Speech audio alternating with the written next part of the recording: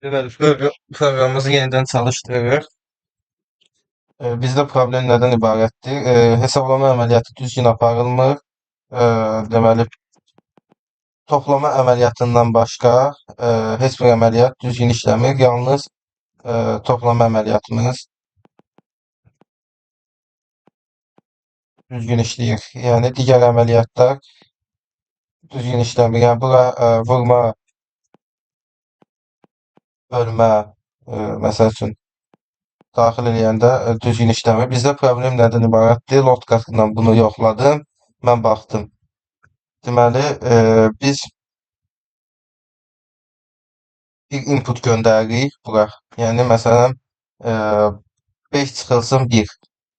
Burada bu input gəlir. Ancaq, məsəl üçün, bizim calculate loop funksiyamız listin içində gəzir. Bu listin içində gəzir. Hani?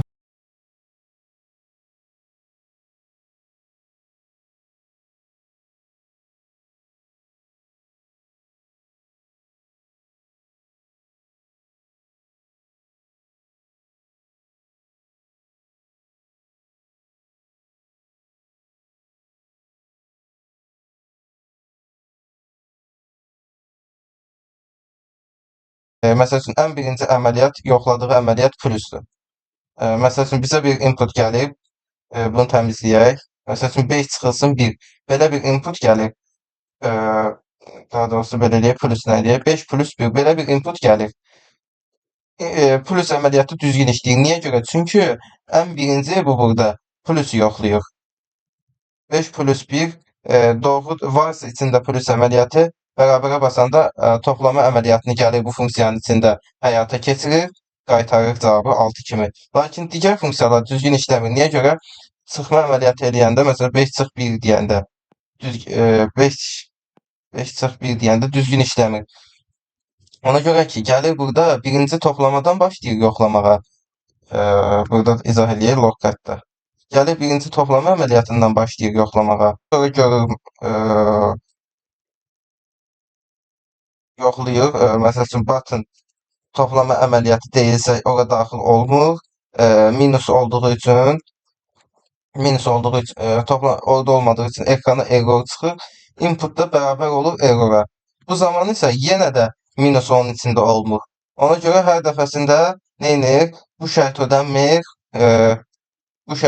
bura daxil olmur. Ona görə hər dəfə bu şərt ödənmədiyi üçün bu şərtə daxil olur. Else show error ekrana çıxardır. Elə ekranda ancaq yəni ki error qalır.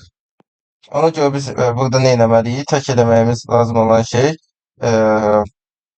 burada for'un mötərizəsini buradan çıxardıb gəlib bura əlavə eləmək.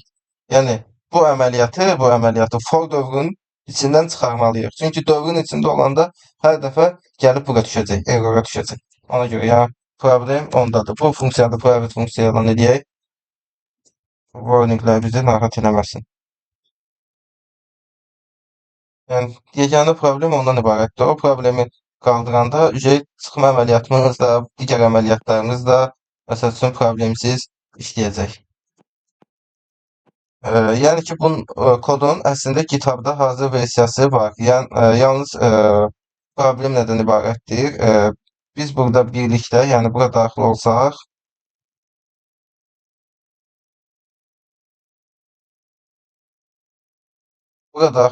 bu kodun tam hazır yəni təkmilləşmiş variantı var. Lakin biz burada mən istəyirəm ki, bərabər işləyə problemlər çıxdıqca problemləri həll edəklə həm öyrənə calculator application'ımızı, tətbiqimizi yaradaq. Həmçinin də çıxan baqları necə həll eləmək lazımdır, prosesi necə idarə eləmək lazımdır, hamısını da bir yerdə görmüş olaq. Bunu istəyirəm ki, belə daha yaxşı öyrənərik. Ona görə mən də bu metodla sizə göstərirəm.